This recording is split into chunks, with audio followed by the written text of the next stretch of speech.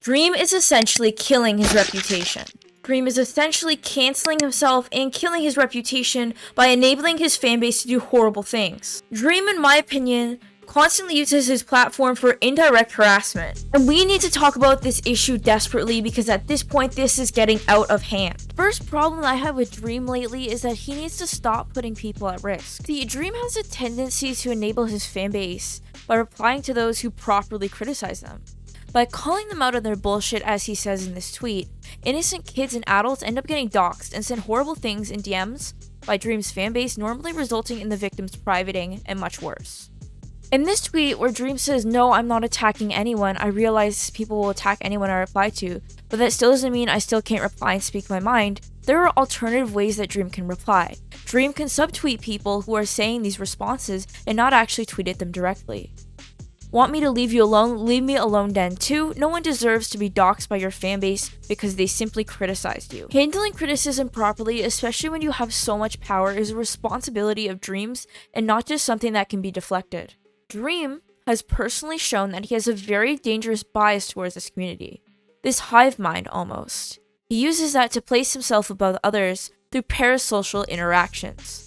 It is genuinely dangerous for him to have such a large following and use it for such matters like calling people out and having these 14-year-old followers essentially follow people. Person that disagrees with me, spotted. Army of 14-year-olds, go! Imagine being so incredibly pathetic that you need to unleash thousands of fans because a tweet hurt your poor feelings. And people like to say Dream's fanbase does not dox people, break boundaries, or any of that weird shit.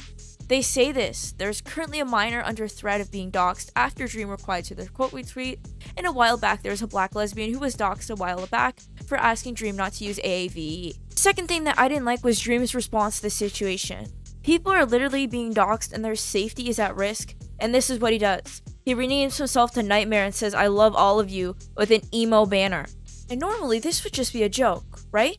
But his replies do not seem like this is a joke. What Dream is missing here is that there's a clear power imbalance between him and those people that he's replying to. Dream can still complain without singling anyone out. And certainly a 22-year-old millionaire with millions of fans certainly does not have to victimize themselves in this situation.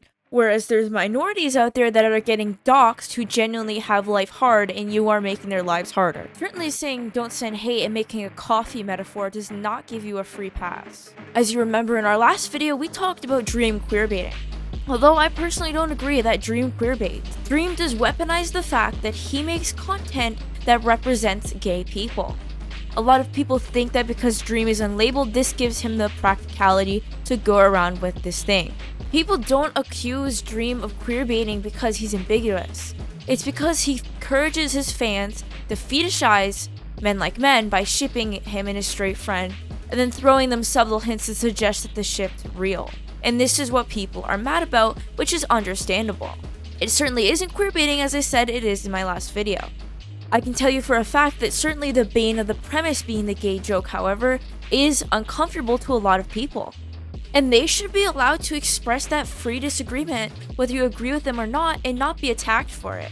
Dream's behavior, queerbaiting or not, undermines the LGBT community and makes us look bad in comparison, like it's something for attention, like it's a plot point. And with Dream using the LGBTQ+ community for money, he should certainly put some respect on its name. And yes, you're right, real people can't queerbait, but they can certainly take advantage of sexuality. Therefore, Dream needs to stop using the LGBTQ+ community as a shield, being that representation for them. Just because he represents the LGBTQ+ community in media does not mean that he is part of the LGBTQ+ community, nor does this mean that he can use this as a shield from criticism.